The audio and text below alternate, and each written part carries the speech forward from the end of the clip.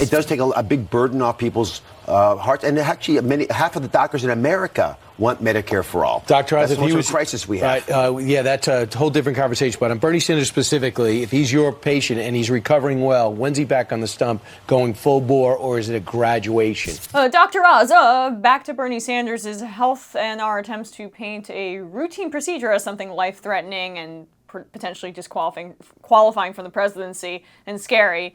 When the guy's been going to campaign event after campaign event, like a workhorse. Apparently, they don't want to talk about the issues, obviously, because they're wrong on them. So good for Dr. Oz for bringing up how popular Medicare for All is, with doctors dispelling a right-wing talking point. But here's how they actually started that part of the conversation, which is also fascinating. Bernie sent out a tweet, I believe, overnight, where he talked about thank you for the support. He's lucky he had good health care, and then made it a plug for Medicare for All.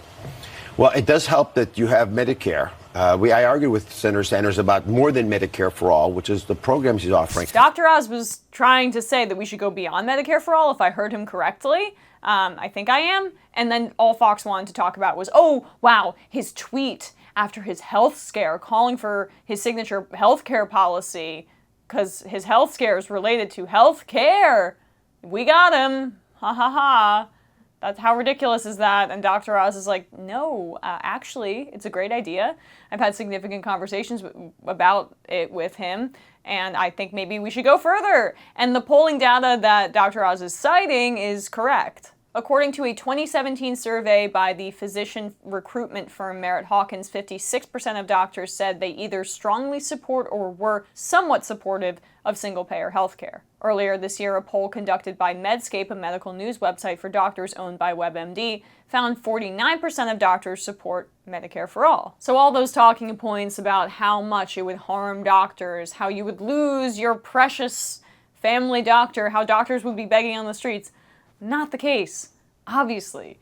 And what's more, the American people are in favor of it too. So there are different polls that show varying degrees of support, but the majority of the ones I've seen clearly show a majority of Americans favor it, especially in the Democratic field if we're talking about a Democratic primary.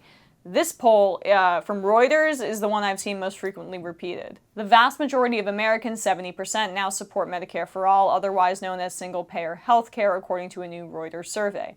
That includes 85% of Democrats and 52% of Republicans. Only 20% of Americans say they outright oppose the idea. So Fox News, keep scoffing, keep trying to nudge Dr. Oz off the stage and other guests like him when they bring you the actual facts of how people think about things. I know it's very cozy in your media studio to just completely take calls from the president in the morning and say, hi, Mr. President, how can we serve your propaganda today? And just continue to look down upon people trying to make Americans' lives better as they're looking down upon Bernie Sanders.